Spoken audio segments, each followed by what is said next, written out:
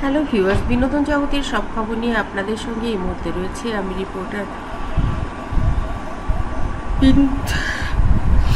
Reporter Kulsum. দীর্ঘদিন যাবৎ Dhallywood queen Apu Biswas এবং সুপারস্টার শাকিব খান একই সঙ্গে আছেন এবং তারা আবার নতুন করে সিনেমায় ফিরছেন।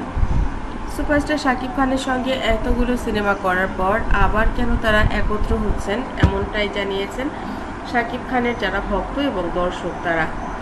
চিত্রনায়িকা অপু বিশ্বাস বলেন, সাকিবের সঙ্গে আমার অভিনয় এত হয়েছে যে এখন আর আমার না করলেও চলে।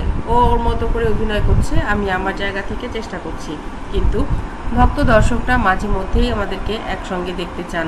সেই জায়গাটা থেকেই 2024-এর শেষে আমরা একটা নতুন প্ল্যান করেছি। নিশ্চয়ই সিনেমা 2025-এ মুক্তি পাবে এবং প্রযোজক পরিচালক ঠিক থাকলে আপনাদের জন্য একটা সুখবর রয়েছে। আমরা খুব তাড়াতাড়ি সেটা অ্যানাউন্স করব। আমরা একটা ঐতিহাসিক সিনেমাতে অভিনয় করতে যাচ্ছি, যা এখন আপাতত বলতে চাচ্ছি না, কারণ সব কিছু আগে থেকে বলে দিলে পরবর্তীতে সেটা আর সুন্দরভাবে হয় না। এটা আমার অতীতের অভিজ্ঞতা, আর তাই যেদিন আমরা শুটিং করব সেদিনই আপনারা দেখতে পারবেন। যেহেতু এটা অক্টোবর মাস আর মাত্র দু মাস আছে এবছরের, তবে বলতে পারি সেটা আমাদের নিজস্ব প্রযোজনার সিনেমা হবে এবং সিনেমাটি আপনাদের অনেক বেশি ভালো লাগবে। কারণ এই সিনেমাটি শুধুমাত্র বাঙালি দর্শকদের ভালো লাগবে এমন নয়, সিনেমাটিকে এমন করেই বানানো হবে যেন সারা পৃথিবীর মানুষই তাদের সঙ্গে রিলেট করতে পারে। গল্পগুলো যেন তাদের মনের মতো হয়, যেন মনে হয় এই তো আমাদের ঘরের গল্প, আমাদের ঘরের মেয়ে। আমার আসলে অভিনয় এত করা হয়েছে যে এখন কি অভিনয় করব সেটা বেছে বেছেই করব, কারণ নিজের ব্যস্ততা রয়েছে, নিজের পরিবার রয়েছে, সন্তান রয়েছে, ছাড়া রয়েছে অনেকগুলো বিজনেস। সাকিব একটার পর একটা বিজনেস বাড়াচ্ছে এবং ওর ধারণা সব কিছুই আমি সামলে নিতে পারবো। এটা সত্যি যে আমার কাছে সব কিছুরই একটা নতুন প্ল্যান আছে এবং সব কিছু গোছানো আছে, তারপরেও যখন একটা নতুন কিছু করি সেখানে নতুন লোক যোগ করতে হয়, নতুন ওয়ার্ক স্টেশন, নতুন প্লেস, সব কিছু নতুন। যেমন আমার বুটিক শপ, সেটার বিষয় আলাদা, আমার পার্লার, সেটার বিষয় আলাদা। এখানে হারলেন মানে তো একটা বিশাল ব্যাপার। সারা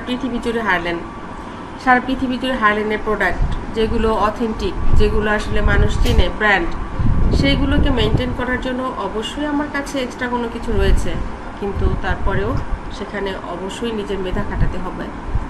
এর পরবর্তীতে যেটা জুয়েলারি দোকান, সাকিবের অনেক দিনের ইচ্ছে ছিল একটা সোনার দোকান করবে, সেটাও সে করেছে।